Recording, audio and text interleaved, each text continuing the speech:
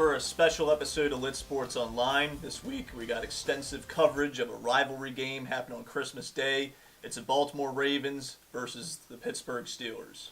The Battle of the Titans of the AFC North on Christmas doesn't get any better. And, of course, guest starring today, as I said last week, my boy Jimmy Herring, who is about to start his own little show. Thanks for having me, guys. I appreciate to be here to give some input on this wonderful AFC North bloodbath, as I like to call it. It is a bloodbath. It should be a great one coming here on Christmas Day for us. Merry Christmas. But yeah, we're glad to have you on set, man. I mean, I've been wanting to get you on the show. Appreciate it, definitely. As you can see, we got some Steelers memorabilia this week. It's an away game. We'll let them have a little fun on just just a little bit. But yeah, as you know, the Ravens and Steelers rivalry is one of the best sports rivalries, I think, of all time. Obviously. You could go back and look at some of the ones before we were probably born, but in our generation, for when we've been alive, this is absolutely probably top 3 rivalry since the early 2000s. Yeah, easily. Yes. I mean, whoever wins this division, the AFC North, usually goes pretty deep. Yes. Yeah. If it's between the Ravens and the Steelers, I think we can all say that. And I mean, the fact that these two teams are very close geographically, they're close enough geographically where Baltimore fans live in Pittsburgh. Pittsburgh fans, a lot of them live around here. Yep. So hey, when the Colts left town, a lot of Baltimore fans. They had to go north, or they had to go to the Eagles. They had to go Eagles, Pittsburgh, Redskins. Yeah. A lot of them didn't want to go to the Redskins because they were forced to go to them. So they went north, especially the northern Maryland people. Oh, yes, absolutely. And being from Pittsburgh, I've seen it both ways. So at least you're from Pittsburgh. You can say that. Yes. It's the ones that aren't from Pittsburgh. Well, I'm a Steelers fan. Why are you a Steelers fan? You've never been to Pittsburgh. Right. Yeah, so, I'm excited. I hope everybody has some good input here tonight. I think it's going to be a great show, and I think we got an even better game this weekend. But let's get what's most important out of the way, our picks. Okay. Who are we picking to win? We're just going to say at face value who we're picking to win. Ross? Baltimore. Steelers. Pittsburgh. And the table is split down the middle. Justin Holden. You never cease to amaze me. But let's get out the gates and talk about some X factors for success on why. Well, we'll start with the Ravens, if you don't mind. Absolutely. Go ahead. We'll start with the Ravens. Number one, on offense. If Joe Flacco can have a game like he did against Miami, the sky's the limit. If that Joe Flacco and that Dennis Pitta can show up, yes. Whoa! Yes. Yes. And if Dixon can get the game running. If they keep that running game going like they finally started recently. Mm-hmm. They finally got the running game going, using Dixon more. They've been wanting to do that. He didn't start off the season hurt. Who knows where he's at right now? Mm-hmm. I mean, right out the gates, he's got 281 yards rushing, 1 touchdown. I mean, that's not bad for a guy that's played how many games?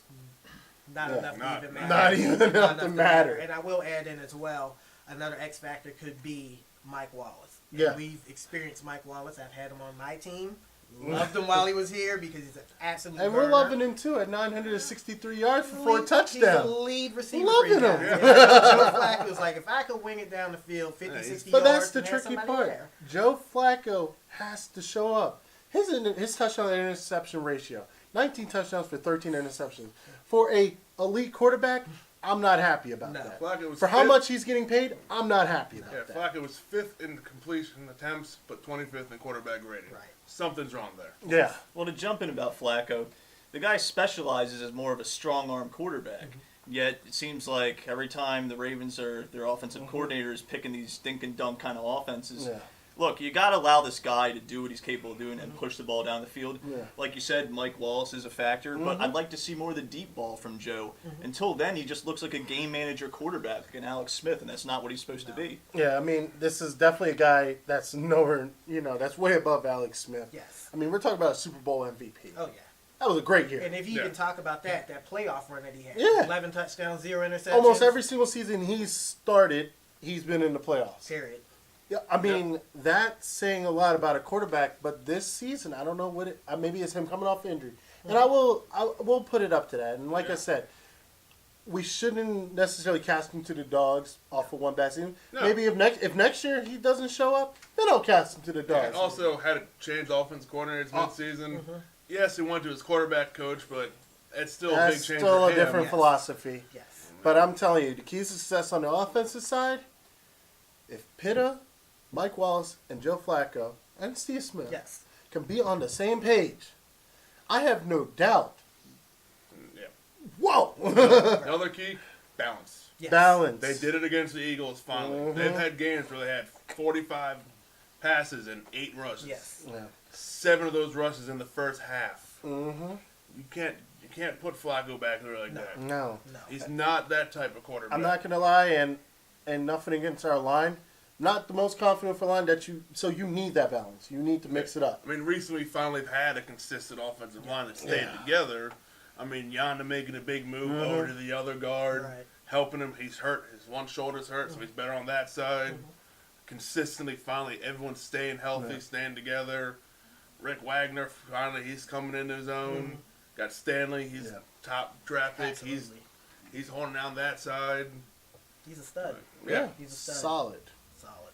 I mean, I think offensively we have some weapons, but like I said, the offense is like a car. If your engine goes out, or your rotors go out, your car's gonna fall apart eventually. Absolutely. And everything's gotta be clicking. Right. Now let's take a look on the offense for the Steelers, buddy. Offense for the Steelers, one of the keys to victory that I honestly see for us is we have to protect Big Ben. Yeah. The Ravens' defense is absolutely brutal. Your defensive line and outside linebackers terrify me.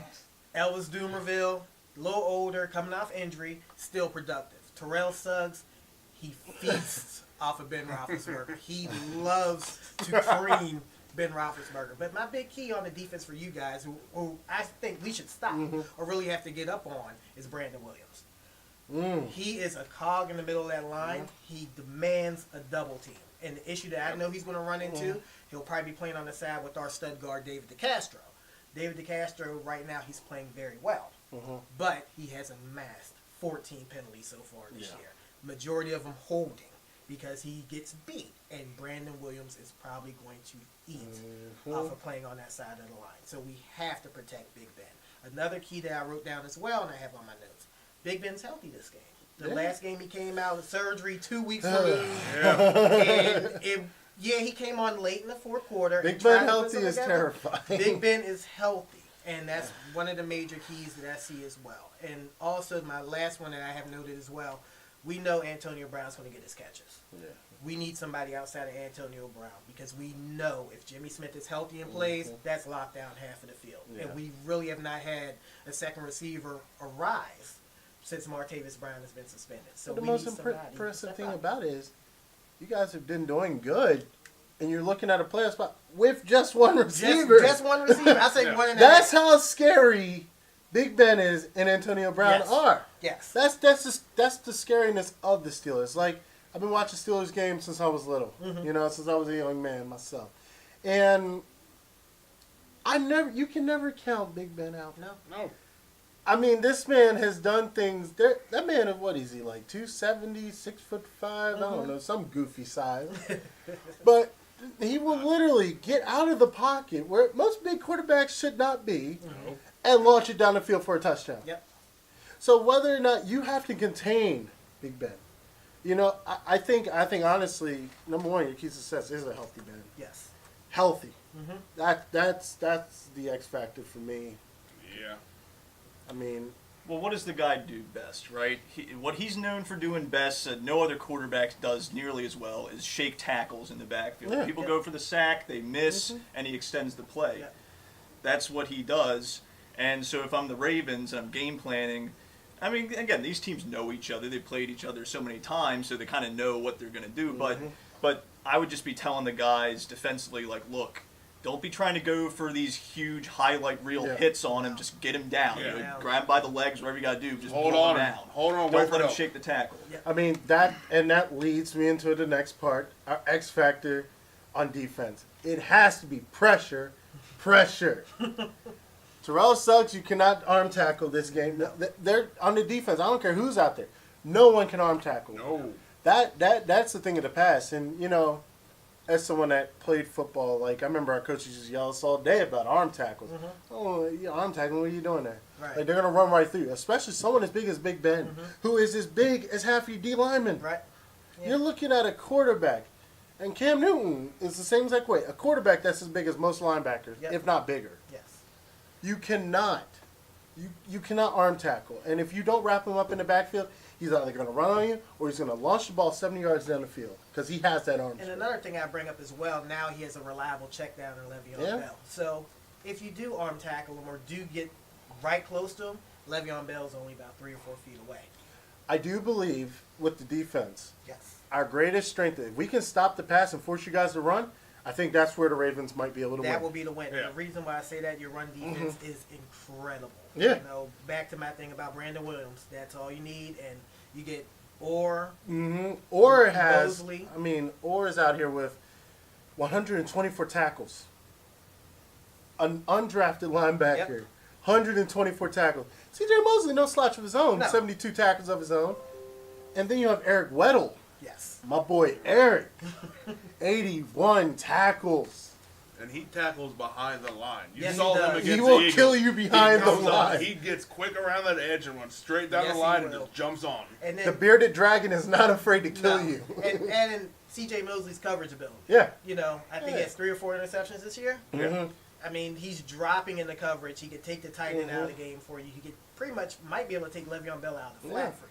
So if he could get moving sideline to sideline, that could take away the middle check down Yeah. for Ben if he does have to do it. Yeah. Like I said, I think there's so many, like if our defense, again, and one of the things I hate, if you know Ravens football, somewhere around the third quarter, it's like they get tired or something. Save it for the fourth. Saved it for the last 2 minutes. But the third Yeah. is where we get killed. Yeah. And that's how we find ourselves in these tough situations in the fourth quarter. No, we have to find a way to go 4 quarters against you. Yes. Because we're in Pittsburgh. It's going to be cold. Mm-hmm. Oh my gosh, it's going to be cold. It's going to be miserable. The elements are going to be against everybody. Except for the Steelers who are used to it and practicing it all week. Yes. It hasn't been much better around here. No, that's you that's know true. Harbaugh has them outside. Yeah. And you're in Owings Mills, Maryland. You That know it's they're cold up outside there. right now. They've been outside all week. They know where they're going. They're hurting. And it's gonna be an interesting situation. What do you think, Justin? Well, I just look at the fact that, yes, the Ravens won the reverse fixture this year. They won that earlier game. But the Steelers are a game ahead. And I look at this as a game that's a must-win for both teams, more so the Ravens. I mean, they have to win this and win the following game. I don't expect the Pittsburgh to lose the Browns in Week 17. No. But the Steelers have a No. chance. What? The Steelers Probably the then biggest have a upset. chance this week to put it to bed and clinch the playoff berth and clinch the division title. And we all know they're going to put Cleveland away the next week anyway. And in a year where only one team from this division is going to possibly make the playoffs, the other one might sneak in at the end, depending on what the Broncos and the Dolphins do. Yeah. But normally this game would only be for the division. Yes. And Yeah. the other one else, okay, we'll get the wild card. This We'll probably see game- him again. This game is is for the ticket. playoffs. Yeah. This is what But just to be clear, I'm not predicting a Steelers victory because I see some glaring weakness in the Ravens. This more has to do with the fact I'm looking at Ravens already won one of the games. I don't see them getting a That's clean split, sweep. yeah. And it's in the Steelers stadium. Yeah, That's we why I'm swept going. them, swept them last year with Ryan Mallett as one of our quarterbacks. don't remind me. That's Exactly. so painful Steeler to fans watch. do not want that to happen No. again. And Not want- again. And do not Mallett want- can't even raise a finger to Joe Flacco. Yeah, they don't want back-to-back sweeps. Now, before we go any further, let's talk about that Steelers defense. Let's talk about it. Injuries. Injuries. That's a bad thing right now with us. Cameron Hayward gone for the season, arguably our best run stopper. Stephon Tuitt walked off the field after 3 plays last week in Cincinnati, our second best run stopper. But that doesn't mean we don't have the depth that's necessary for us to do what we have to do. But I really think one of the key studs of the game for us is going to be Ryan Shazier. Wow. That's all I can say. Linebacker who runs sub 4.40, Yeah. tackling machine all over the field. I think he's going to bring the pressure up the middle also, scared. but he can also drop into coverage, and that could really be a very scary thing. The second one is, oddly enough, is Artie Burns, our rookie cornerback out of Miami. He has first interception off of Joe Flacco for his career, so it's always a little. I wonder if he get number 2, make it feel a little bit better about everything. But I think he'll be a great key as well. So I'm hoping that he shines in this one, and maybe he can seal the deal for us, and we can get out of there with the division title. Shazier worries me when you have 2 young running backs. That's a scary thing for me. Those 2 young running backs we have Right. going up against this guy that's just as fast as them. Yes. You have a linebacker as fast as running backs. That's dangerous. Yes. Absolutely. That's scary. Yeah, and right now I think he's our best defensive player. My favorite one, a little bias on this, I love the safety position. Sean Davis out of Maryland. Okay. He's a rookie as well, but he reminds me of Eric Weddle because he will come up and plug the hole and stop the run. He plays very well in coverage as well. Yeah. He's not afraid to put his nose in there and get dirty. So that's what I like. I like his safety. I like those skinny guys that can get in there and they're not afraid to bust it up. No, not at all. I love that. Yeah, so because too many times you just see these safeties or these defensive backs to just go soft. Right. Yeah. I'm like, no, you're a football player. You have pads on, bro. Go out there and hit somebody. And the flashback, like we were saying earlier about the early 2000s Steelers and Ravens, we had the pleasure of witnessing two of the best safeties ever play the game. You saw that twice a year. Twice a year. I mean, Ed Reed. At Troy Polamalu. Makes my stomach hurt every time I see a replay. I mean, I'll never forget that one sack Troy had. Troy jumped about 6 feet in the air. I was like, bro, what are you doing? Straight over the line. Just over the line, like you jumped. I saw it coming. I was like, no. Like, no, there it goes. Saw that. I mean, we don't have that anymore. You don't. But I mean, even it's a different game. Yes. It's a much different game. That anger, that animosity is still there. Oh, yeah. Right. But it's a different game than what we're used to. I mean, you're not seeing like Willis McGahee, who that one game, I forget what year it was, he died. I swear, he was dead. Clark. Yeah, Ryan Clark, Willis McGahee, dead. I think they were both dead, actually. I think they both died. His shoe came off, too. Yeah, that brother lost his shoe. I mean, that's what we grew up watching. Yeah. You remember, we were teenagers, that's what we watched. My favorite play, I was there. Bart Scott around the edge. Oh my god! Biggest hit Woo! I've seen Ben. You have that? I think you have that in your basement, dude. It's a version of it, but it has Ray Lewis taking the hit. But so Bart Scott coming around the edge, clean shot. That was horrible. And I'd say my favorite play was the AFC Championship when Troy picked it off and brought it back for the pick six to seal it. So we all have our favorite plays based off of both sides. But let's stop living in the middle 2000s. Let's talk about right now. Yeah. Another key factor on the Steelers defense I do see as well, we're going to have issues with the youth. The one thing that I say, we're a really young defense now. Before we were old and we were seasoned, we had people out here who not knowing what they're doing to a point, and they've been hurt as well. Bud Dupree, our first-round pick from a couple years ago, he was hurt all year. He's finally getting his legs back underneath him. And then if you have to play two backup defensive linemen, I don't even know their names, and that's kind of sad to say. So it happens. Hopefully we have a healthy battle between both of them. And I still think, take the defenses off, take the stats, the names away, still AFC North football. You could put Joe somebody from Timbuktu in there to play for either team, and he could go out there and become a star just based off of the ramifications of this game. You spend, I'm not going to lie, you spend a day in practice on either one of those teams during this week, you know that rivalry. That rivalry becomes you. They're probably playing the games from earlier this year in the locker rooms and practice. You think Terrell Suggs ain't hyping them boys up? Oh, Terrell Suggs the young boys up. But Eric Weddle, he got his first Steelers game. Right out the gates, he knew it was up. He knew it was up. And the one factor, another one for me as well, we got old man, Mr. Unbreakable James Harrison. That man is a cyborg. I was waiting for you to bring him up. I wanted to give you the that man. I love him. He's a machine. I respect him. He looked like a cyborg out there, like Terminator. And he's Terminator. I really think he's going to get the best of Ronnie Stanley this coming game because he has all the moves. He's built like a Mack truck. He's 38 now. Good Lord. He's our leading pass rusher at 38 with 6 sacks on the year, multiple stops for the run loss in the game. There's no stopping him. And he's the Brett Favre of defense. He's the Brett Favre of defense. There's a rumor saying he wants to play 2 more years and go to his 40. When is he going to stop? If you look at him, he can do it. He could probably do it. Look at the way he looks. Look at the training. The training. Oh, yes. It's sick. Every day. He'll go from the meeting, get off the plane, go straight to the gym. He's in the gym at 6 in the morning for everybody. He's at the gym after every game. It doesn't stop. It's a machine. His body does not. I mean, you work yourself to that level, and that's respectable. And the one thing that I get frustrated about, even though this is probably going left to center, I'm hating the amount of drug tests he is getting from the NFL. I don't think it's fair. Clearly, I don't think it's fair. He's in the gym every day. No, I think at some point it becomes harassment. It really is, but when can you go that far? I mean, here's the thing about drug tests, and like I said, I mean, yeah, a guy can be big. I mean, we're talking about literal alpha males out there getting paid billions of you look at any NFL football field, there's over $1 billion on that field. Absolutely. So yeah, I'm gonna work my butt off because I like my lifestyle. I like my job. I'm gonna work it out. Mm-hmm. It's like with Verizon. I work tech support. Mm-hmm. What do? I take trainings. I went to school for it. I still take trainings. Yep. You know, NFL the same way. You go to the gym. Right. You work your butt off. Right.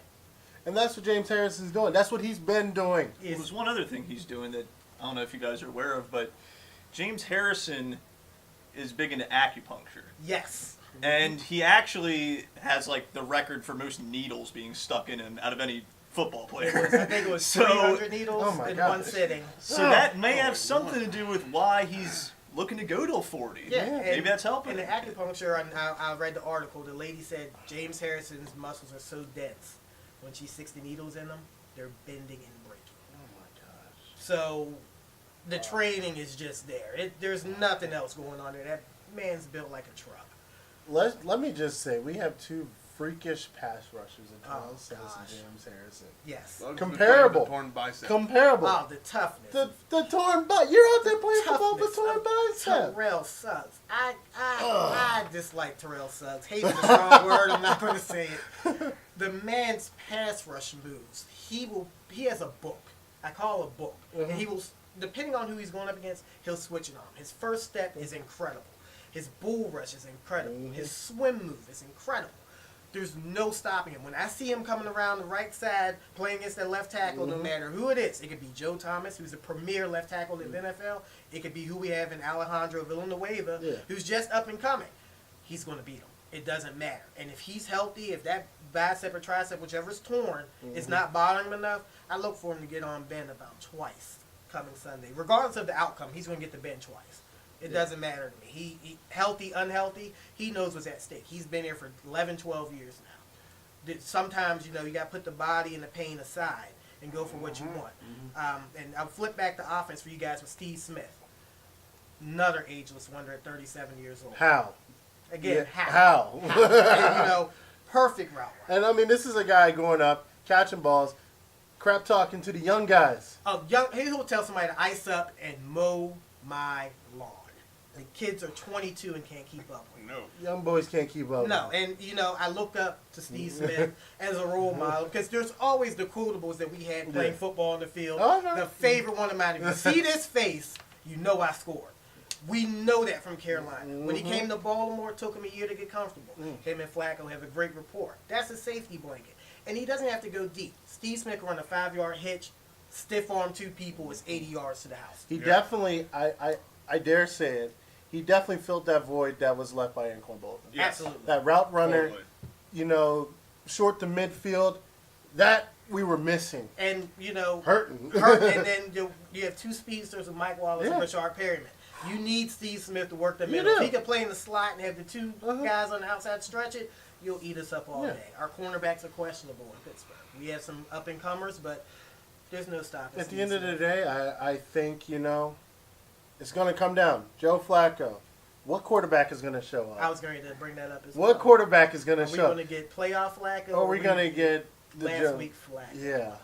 Because if we get Miami Dolphin Flacco, I'll keep saying it. Flacco had the best game, I think, of his dang Absolutely. career. Absolutely. And it was insanity. Insanity. Flacco, to me, I think more so it's more mental with him right now, Yeah. coming off that torn ACL from last year. I think he's moving a little more because I think he's afraid to get hit. It may not be still 100%. I definitely think he has a part of that. You see it in college. You see RG3, for example. RG3 took a huge decline after that, and his injury was pretty it was horrific. horrible. That was caused, sadly, by our defense. But It was. The image popped back in my head, man. Yeah, but it's hard to come back from an injury. Yeah. Especially when you play a position like quarterback where somebody's flying at you every single play. And you're literally looking at about 5 guys that just want to kill you. Just want to eat you. You're looking across that line. You're like, oh, crap, there's 5 guys that want to kill me today. They want to eat. And speaking of come back from injuries, how about my guy Le'Veon Bell coming back from that horrific knee injury last year? Wow, what? The guy could play everything. He might be another factor in this game. Arguably the best running back. But let's be honest here before we go too far. Let's go too far. Go ahead. Let's be honest here. This is gonna be a close game. Oh yeah. And I'll tell you one factor that me and Ross love so much: Justin automatic like a free throw Tucker. I gotta tip my hat to the guy. I mean, what can you say? One miss and it was a block. It was a block. I mean, a block on one of those newfangled plays that they have now where you have a guy start 10 yards back and time it perfectly and sprint forward. Well, that's just Belichick's book. We know we know. I mean, that's his only miss on the year. That's your only, yeah. I would take a miss this week. But does anybody, we're all subject, though, about that kick. Anybody remember? I was watching that game, actually, obviously, and the announcer was like, Justin Tucker hasn't missed a kick all year.